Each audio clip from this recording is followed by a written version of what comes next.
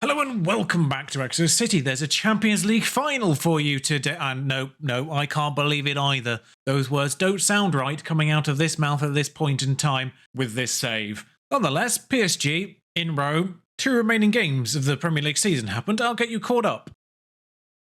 And I am technically bringing you back in the run-up to this Champions League final because the Premier League season has finished. Budgets have happened. That's quite a lot. The wage budget isn't a lot. But yeah, 78 million, and we're guaranteed another 14-ish, because inexplicably, Shakhtar have agreed to sign Aaron Martin for 13.75 million at the end of the season. It says transfer value 15 million. His actual price tag is between 8 and 9 on a general estimate if I take off that. Yeah, he came to me saying that he wanted to go home, so instead he's going to Ukraine. Yeah, I don't know either. I'm not fully certain the actual reward for finishing second in the Premier League has happened. Yeah, all the debate whether we'll finish actually in the top 4, and yeah, everyone capitulated. I don't know how or what happened. Man United lost to Aston Villa on the final day. Liverpool drew with Leeds on the final day. They also didn't win the other game in between. Everton lost both of their remaining games. The one to Arsenal was somewhat unsurprising. The one to Leicester somewhat more so.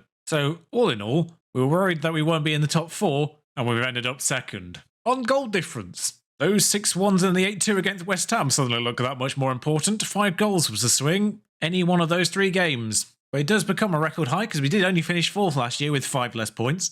Yeah, Eduardo, player of the season, 7.7 average rating. Didn't quite get top goal scorer. I did play him in the last game, but yeah, only got the 1. Hlozek beat him to it. Uribe was young player of the year. Didn't see that one. Praise him for that now. I got manager of the year. Don't fully know why. I mean, we are predicted 6th or something, so not that massive, and 2 people got in team of the season, Markovic and Eduardo. The rest of them are all Arsenal players, which makes no sense, once again, because both Bruno Fernandes and Prieto are 2nd and 3rd on the average rating list. I understand Tomiyasu, but how can you literally say that any of the Arsenal players are better than all the other players in the top 10, apart from Mepham, weirdly? They have 1 in the top 10. I'd even argue for Hlozek in that best 11 because he was at least top goal scorer, even if his overall average rating was worse than Prieto, Saunders and Uribe striker-wise. What are the metrics that decide this? Out of curiosity, what's Martinelli's average rating for the 7.3? I mean, it's not a bad season from him, but 7.3. There were literally 5 strikers I can already recall that had a higher average rating. Absolute nonsense. We have got to plough through about 10 days worth of Pep's managing PSG. That seems tragically inevitable. I mean, you've teased me with this about 17 times so far, game. Is it happening? Is he finally leaving? Not that he's been a bad chairman, to be fair, but chairperson. Bob Mancy thinks he should be starting more games, and you've raised this before the Champions League final, have you? What a moron. I mean, you were injured for like 3 months, weren't you? I'm getting my players mixed up, but he was injured for a little bit, but not by much. His contract does run out next year. He is one player that could go, in fairness. I did bypass this email, actually. The match against Newcastle, somewhat fittingly, actually, now I think about it, with this save versus Beta's save team, was the last one to be held in our temporary home of the Den. Got to be said, but we have been there for 3 or 4 years now, as we wait for the actual stadium to be built. And that has to be very nearly completed by now, surely. Yes, at the end of June it will arrive. I love the fact that I just saw it there. The expectations and the demands for the Champions Leagues were be competitive. I think this counts. Enrique Avalos, the goalkeeper, is putting in a 10 average rating, and his backups are the worst. I thought I'd check in with our loanees, and Benavidez has kind of, alongside a strike partner, broken League One a little bit. They had 46 goals between them as a strike partnership. Weirdly, neither of them got into the average rating top 3. But yeah, Preston, back in the Championship. Weymouth survived. Lincoln were relegated, annoyingly, but Weymouth survived. Shout out to Weymouth, who I think we sent people to as well. Oh, no, it's not where we sent people, it's where Matt J went to. He's had a nice little season there. Nice to see him find his feet. I should bloody think so. Around 60,000 tickets are expected to be sold in a 68,000 capacity. I imagine it'd be sold out, guys. It's a Champions League final. If it's not, there's something wrong with the game. PSG are unsurprisingly the favourites. Exeter City will appear in their first Champions League final in the club's 128-year history. Meanwhile, 2 times Champions League winners Paris Saint-Germain, who are the current holders. Oh, good. Yeah, they won it 3 years ago and they won it last year. So actually, if we're alternating here, Dortmund won one. A remarkably pedestrian press conference. All right, I'll ease the expectations. Enjoy the occasion is what I'm going to say. I'm not going to say it's a surprise we're here already. I can't relay what the words were for the other ease option, but it very much sounded like, oh, we're going to get battered here, don't worry about it. It feels a marginal risk to play Aaron Martin here, but his average rating is still higher than Thierry Smalls for the season, so it is, in my opinion, full first strength. Avalos in goal, Martin, Morato, Ampadu, Tiberio's back at right back after a brief injury. He seems fine. Hesham and Markovic, don't think they get the ratings they deserve, but Hesham and Markovic, Szymanski, of course, Fernandez, Eduardo, and Uribe versus Prieto. They have exactly the same average ratings. I'm going with the youth of Uribe. Also, apologies, no suit. I just literally have no time to get changed into one and get changed back out of one. It's a busy week, unfortunately. They've made a lot of change. They clearly rotated for their last whatever game it was. Well, defensively, that's actually very PSG. They've only changed one centre-back in the form of what would be Kimpembe for Timber. The rest of that back five are actually PSG players. What would be 7 years ago in-game. Although, speaking of 7 years, they've got Rodri. The rest of that team probably young enough to not be ancient at this point. I've just seen on the bench there's Lautaro Martinez. That seems unfair. Erling Haaland and Martinez in the same team. Then again, I've got Prieto on the bench just lurking there with his 20 goals this season and 7.51 average. What's their formation? Just 4-2-3-1. It is actually Rodri. It's not a new gen with the same name. Man City Rodri is younger than I think he is, but even so, 7 years in, I'm expecting him to be like 33 at least. 32. Oh, he'll be 33 in less than a month in game, so not far off, but still surprisingly more in his prime than I was fearing there. As will be Haaland up front, Donnarumma in goal, Nico Williams on the right. He's clearly developed quite well in this particular stage, but it's Szymanski in a corner, and we know how deadly we can be at these. Are we celebrating? We're celebrating! We're celebrating! As the PSG players just abandon their post. Weirdly, they just see the goal go in, and then there's like, oh, never mind, we'll walk back to the centre circle, including the defenders. And yeah, it is worth saying, I am playing the regular, very aggressive formation, despite the fact this is a Champions League final against a very big team. It's not an away game, technically. Of course, the concern, in particular, with this formation is Haaland.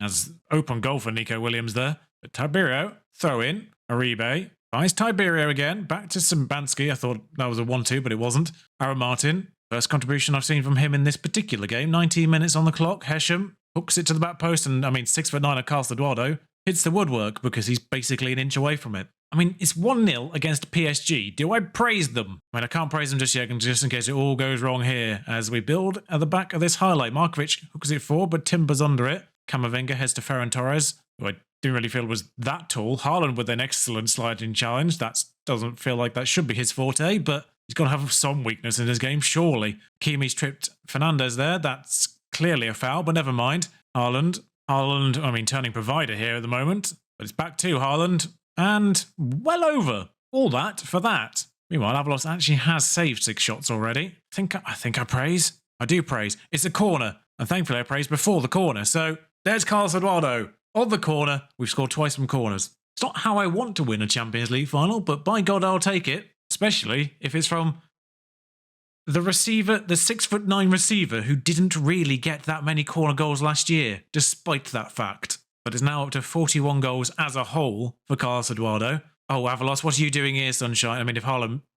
If I owned Haaland there, I'd switch the game off. We've got another corner. We don't actually get the ball. Camavinga charging, still charging. There's Nico Williams on this side. He's being forced a little wider, but he's hooked it to the back post where Tiberio lurks, and that's only going to go as far as Nuno Mendes. Ferran Torres, back to Mendes. How Felix? Actually, I have no idea how to pronounce Felix's name properly, but it's because I know you pronounce it differently between Portugal and Spain, and that's irritatingly Barcelona'd. It is Pep in charge, so we've got to expect the tiki-taka, I suppose. But that is hilariously tiki-taki to straight pass, goal. I want to always say those names as Zhao, but I don't know if that's right. All right, point finger. Great, excellent. Right, now back it up with some faith, because I don't want them to get complacent.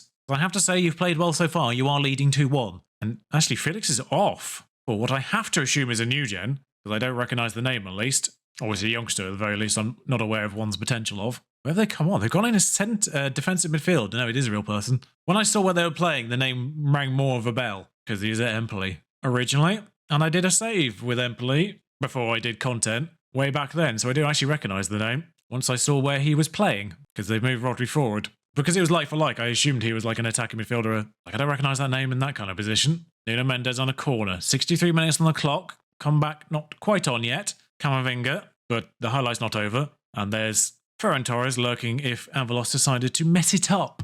Uribe heads on to no one. Nuno Mendes. Camavinga. I mean, Uribe's playing well overall. Camavinga. Mendes. Richie. Camavinga. There's a cross there waiting. Get to Nico. I mean, Haaland's going to not be under that, apparently. We've headed it clear once again. No one's there to actually pick up the ball. As Nuno Mendes just walks through the team. Williams chests it down. Aaron Martin with a good tackle, but doesn't actually get the ball again. And I hate it. I hate it.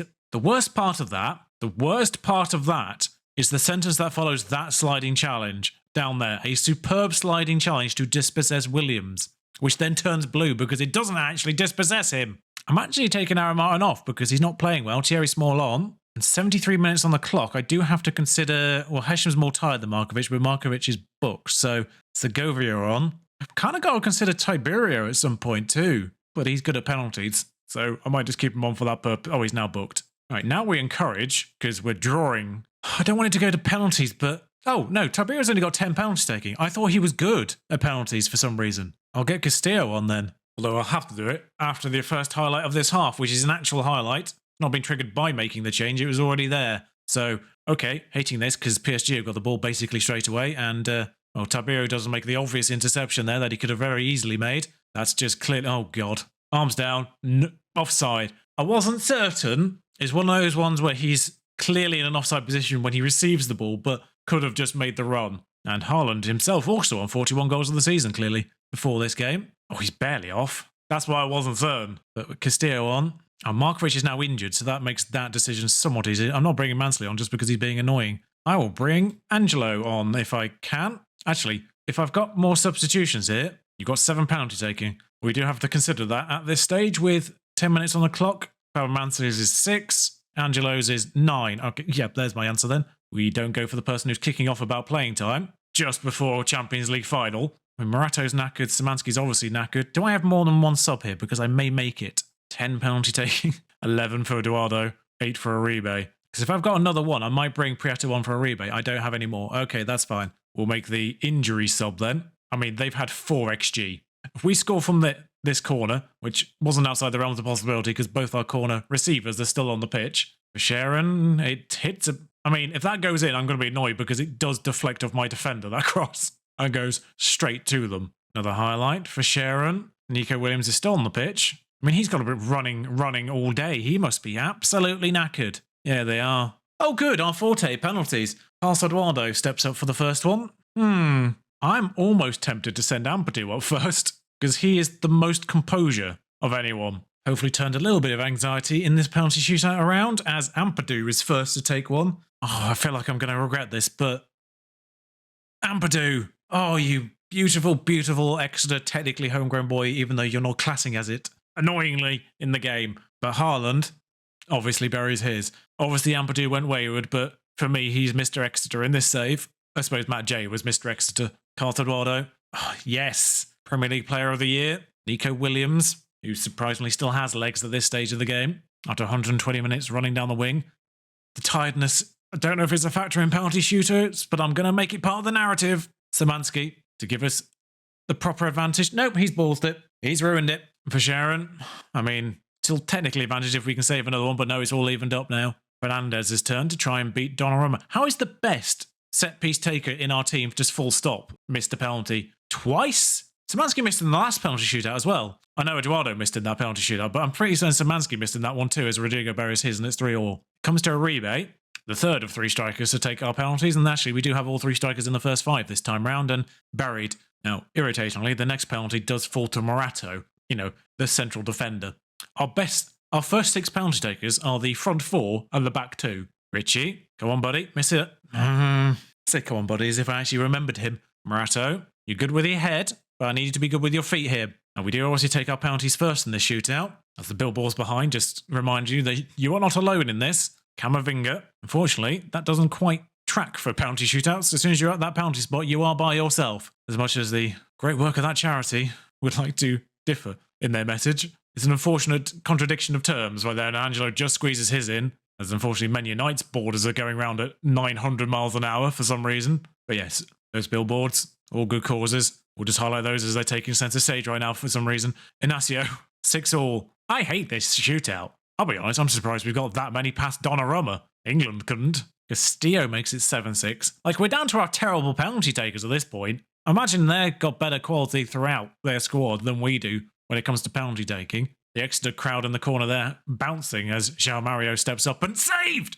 Avalos, the hero, the man we question constantly about clean sheets, with the biggest of saves in the most important of times. He played biblically through the game as well, it seemed. He was on an 8+ rating when it got to full time. And against all odds, Exeter are lifting the Champions League trophy. And I'm so glad I managed to get the kits to work in game because that looks spectacular. And of course, once again, I am not on that stadium for some reason. Stage, that's what I meant to say. Number 5 is doing the cartwheel. Tiberio Morato. Of course it is. Why wouldn't it be? But Henrique Avalos with a 9.2, and I don't know if that factors in the penalties performance there, but a 9.2 player of the match. If it does factor in the penalties, then sure. But if he was player of the match before the penalties, then still sure. And I suddenly feel somewhat vindicated. There were question marks about his conceding rate and his lack of clean sheets. He only had 8 clean sheets all year. All year. He had 9 clean sheets in 41 appearances in total. I mean, when it came to goalkeeper decisions, there wasn't... I mean, the debate is to be had with both of them. It's possibly not down to the goalkeeper, let's be real here. It's not a particularly defensive formation.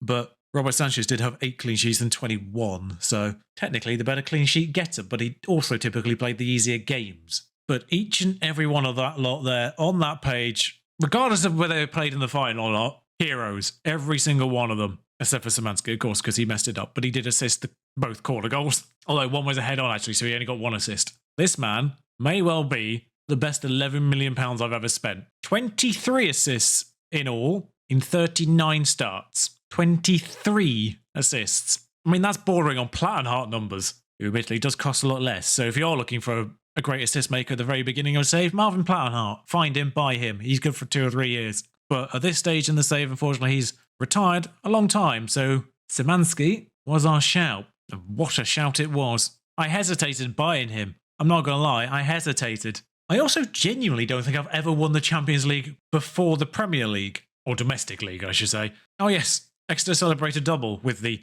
Carabao Cup. 17 million for winning. So many people get medals. So many people, including Cosminho, who didn't play a game in the Champions League. So I don't know how that one works, but why not? Eric Avalos played 1 game and 2 sub-appearances somehow in the Champions League and got an 8.3. It's got to be said, Enrique Avalos in the Champions League, whilst he had a 7.0 average in general, did come out with a 7.47 average in the Champions League specifically. I wish they were building the stadium now because I might have just moved over in the... Nope, still an icon. I don't know when it updates, but I believe it's Arnold Mitchell who the stadium's been named after when it arrives at the end of next month. He made 13 saves. All that time I sort of criticised the game for making other people's goalkeepers do an insane number of saves. They want me to give Szymanski 160... Sorry, what? He's on 50 grand. He's 30. Much as I've appreciated his assist this season, he's got a 2-year contract and he's 30 already. And you want it to last to the same end point anyway.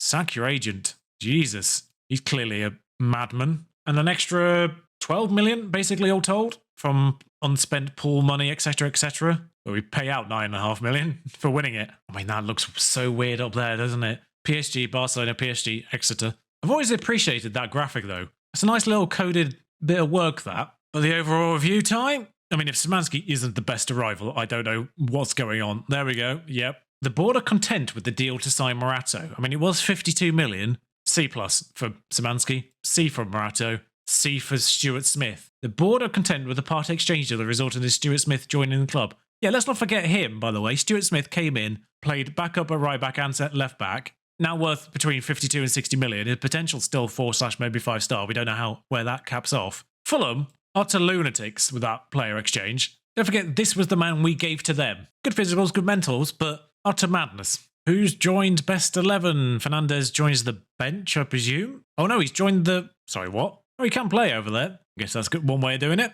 Sorry, how is Markovic still on the bench? I've just been reminded through the where are they things of Christian Fruchtel's time at Exeter. Remember he was our championship goalkeeper, and then inexplicably Real Madrid bought him. He played 1 game for them, and got a clean sheet and an 8.3. Yeah, he then went to Man United and then Dynamo Dresden. What a career. Like, what a weird career. Oh, he actually is looking to sell the club on the Vision, so this one might be real. Just realised I didn't follow through on the actual season review. A+ that they won the champion. Yes, you better be. I forgot that the 8-2 technically wasn't our biggest win. Sorry, Palace.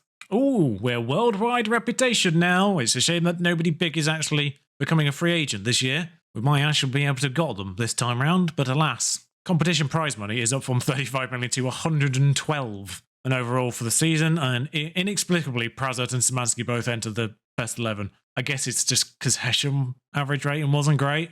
Stuart Smith comes in at left back. Not Small, not Martin, Stuart Smith. I mean, he did well, but I think both of the other two had better ratings. Player season, Eduardo, unsurprising. Uribe, young player. Morato was player. Sorry, what? I mean, as good as Morato was, Szymanski ran out that season with a better average rating. So, what are you doing? 24 assists, 41 goals for Eduardo.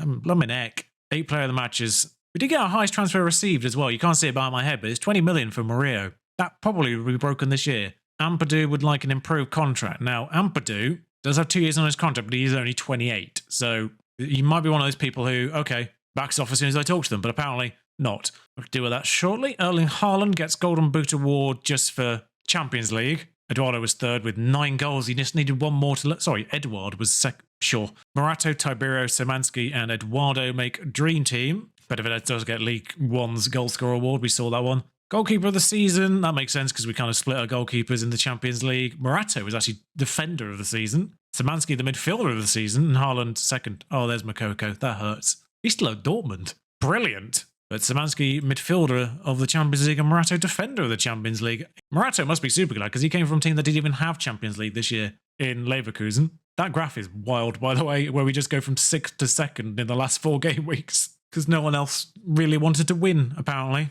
Oh yeah, Thierry Small's average was actually less than Smith's. I can see it here, 7.07. But Aaron Martin's was actually higher, I think. Not by much, but it was, and he played more games. So I don't know why Aaron Martin just continually overlooked for things. Should have got left back of the Premier League last year and didn't.